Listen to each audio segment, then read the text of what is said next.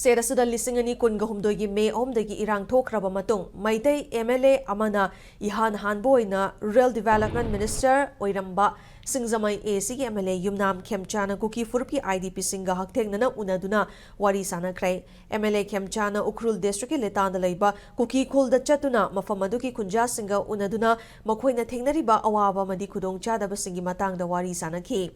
Tungda Litan Sarai Khong Baptist Church Tahangba Relief Camp ta Changduna Mafamaduda Changza Famloriba IDP Singa Unaduna Wari Sanaki Khongchet Aduda MLA Khemchand Christmas Yausilakpaga Irinana Mahosagum Amagamaga Nungsi Chanana Hingminaduna Nena Taba Lamdam Ama Puraknabagidama Puna Honaminasi Haina Pauzel Piki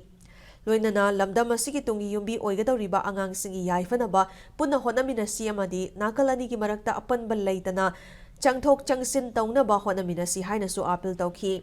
Mahaki Khongchet Aduda Sarukyakiba BJP ki leader Hoppingson Shimre Nasu Amana Amagi Mafamda Changna Bayadraba Matamasuda MLA Khemchand ki Khongchet Asi Singthaningai Oiba Khongchet Amani Haina Fungdoki. Litanda Changluraba Matungda So Myanmar border ga Naknana Lairiba Kamjong district ki Chasata Su Chatki Hairi. Conflict haisi Pithivigi daga ayambada dum thui conflict adu aikoi sida su thoi ba conflict sina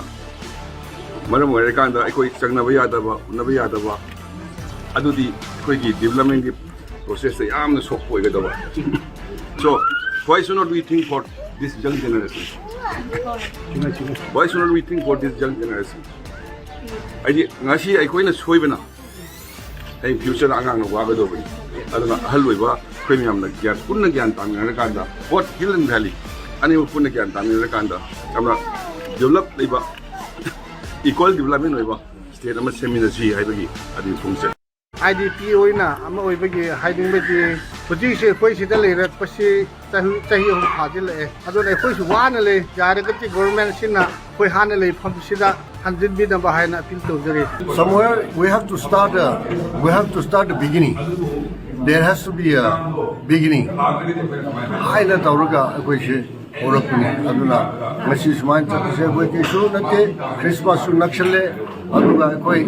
nungsi chanan leramba matama kamaina hansin sena haibudi part amogoina khongthang lawbuni Manipur apun bagi peace kramain la kan sera khanbagi okhana la yam harause koi su asida mateng pangna ba habdu akoi ge angam bhai mateng pangda Manipur normal life adu restore thongna ba habi aduna yanong